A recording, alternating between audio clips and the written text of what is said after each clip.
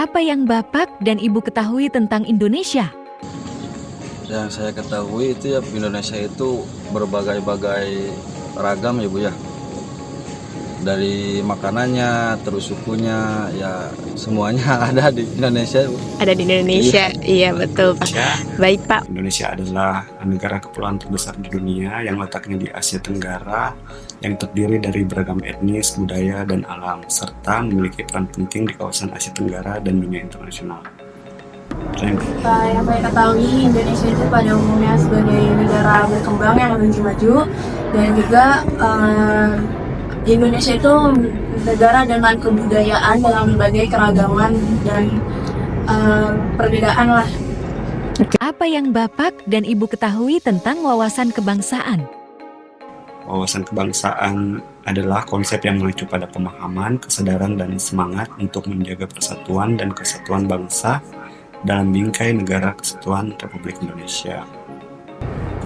Wawasan kebangsaan yang saya tahu itu wawasan di mana kita belajar tentang kebudayaan, sopan santun ataupun kultur. Apa yang Bapak dan Ibu ketahui tentang upaya bela negara? Ya bela negara ya kalau misalkan masalah ekonomi, masalah apa, ya kita harus bisa lah bela buat negara juga, buat masyarakat sih Bu. Buat masyarakat. Ya. Betul Kalau Pak. bela negara kan negara kita aman-aman saja. Aman-aman saja untuk saat ini ya, betul ya Pak. Iya. Yang saya ketahui tentang upaya bela negara yaitu upaya yang dilakukan oleh setiap warga negara untuk mempertahankan kedaulatan negara, menjaga keutuhan wilayah, serta melindungi keselamatan bangsa dari segala bentuk ancaman baik dari dalam maupun luar negeri. Upaya bela negara yang mahasiswa lakukan itu menurut saya yang pasti kita sebagai mahasiswa kan pasti nggak mungkin langsung terjun ke dalam masyarakat. Jadi menurut saya kita start dari melakukan kewajiban sebagai mahasiswa seperti mengerjakan tugas, sopan santun, hormat pada dosen, ataupun menghargai perbedaan di antara semua. Ancaman apa saja yang dapat mempengaruhi keutuhan dan stabilitas berbangsa?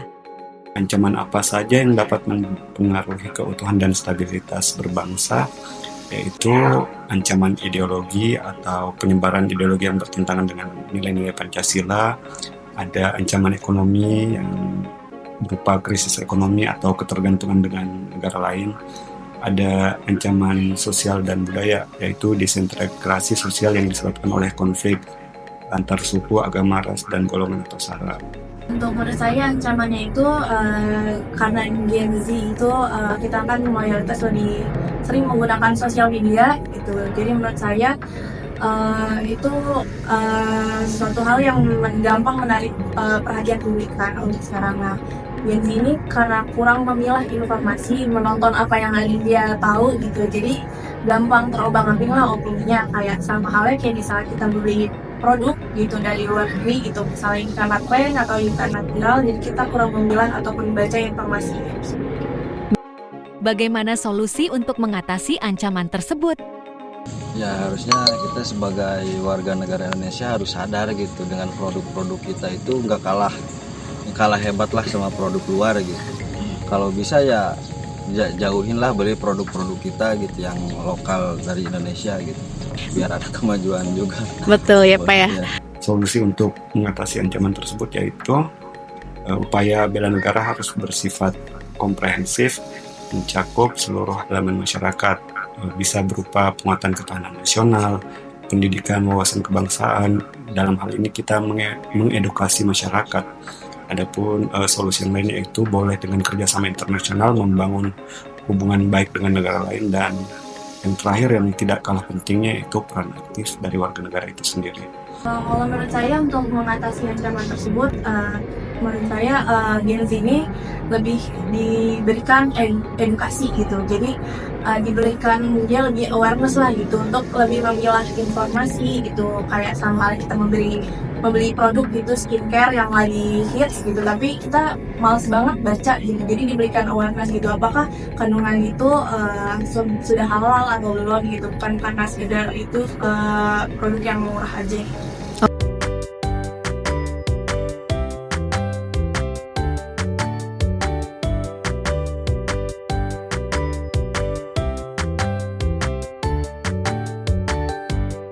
Jadi, bagaimana kesimpulan dari pendapat ketiga narasumber tadi?